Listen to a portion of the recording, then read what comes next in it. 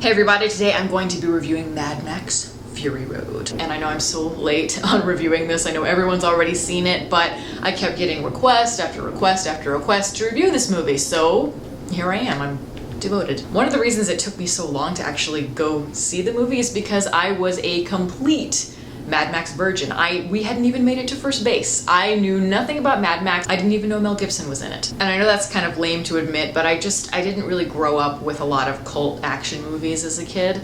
So I just never got introduced to it. And you know, what's so great about this movie is that you don't have to have much backstory at all, if any, to enjoy it. And I think a lot of that comes from the simplicity of the storyline. The movie is just kind of one big climax that is stripped to the bare bones in terms of the plot. You've got your protagonist, which is Max, obviously, and he is a prisoner that is escaping from this tyrannical civilization that is kind of like a cross between Tatooine and Geonosis. He is escaped and he is helped by a woman named Furiosa, played by Charlize Theron, and the whole movie is basically just them trying to survive and they're being chased.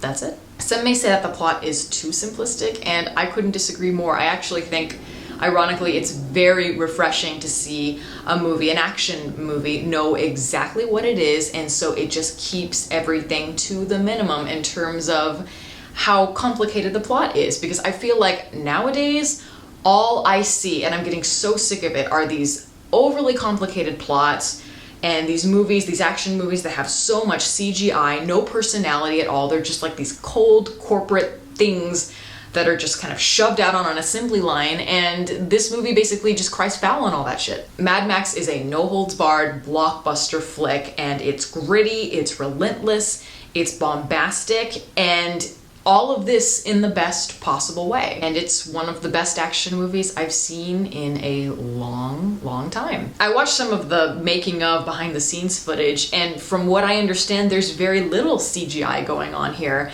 And that is so great because to me, you just can't, I mean, at least right now, I mean, maybe in the future we will be able to be more evolved in terms of the technology, but right now, you just can't capture the personality and the detail of things with a computer. Everything here just looks so real and authentic. The atmosphere of it is incredible, so creative. They look like they put so much effort into everything. Everything from the cars to the makeup and the weapons, everything. It is just so over the top, and you feel like while you're watching it, you feel like you're at the most adrenaline-infused operatic rock concert ever. And actually, there is even a guy who is, you know, on top of one of the vehicles with a guitar, electric guitar, and there's fire coming out of it, and he's just like, wow. And as soon as I saw that, I was just like, yes. By that point, you know exactly what kind of movie it is, and you just kind of have to go in head first. And I think that the cacophonous nature of the visual storytelling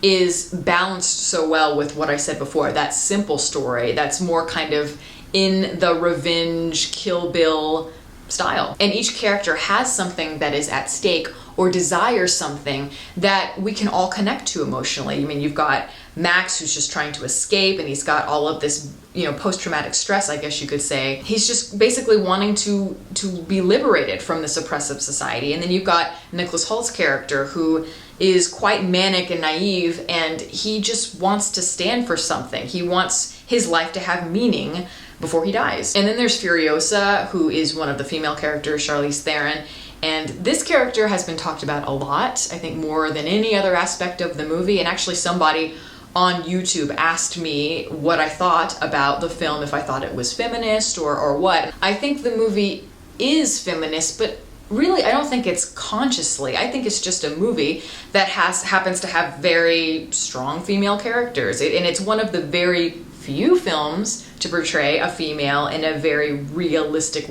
light, as realistic as Mad Max could be. And it is not feminist propaganda like some people think it is, because it's capturing all kinds of different archetypes and how females are portrayed in different ways. Furiosa is just one of the most badass female action heroes I've ever seen. I mean, she's tough and very androgynous.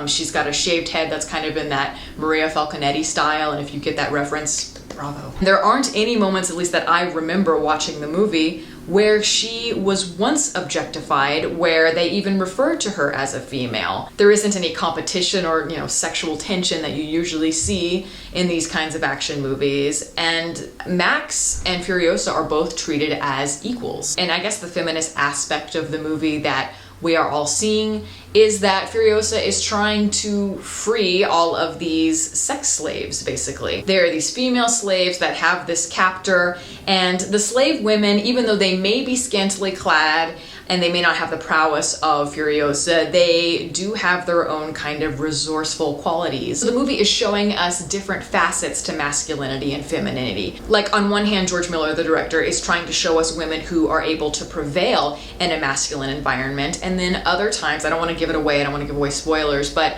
other women do fall victim to it. And he's also showing us the pros and cons to an overtly masculine world. Yes, there may be a lot of very gruff masculine villains in the movie, but yet you do have a very masculine man at the forefront of the film, Max. So the whole thing is very rounded. It builds with tension in a way that is very exciting, and it's got an amazing flow to it. It's got an accessible storyline, as I said, that people can latch onto.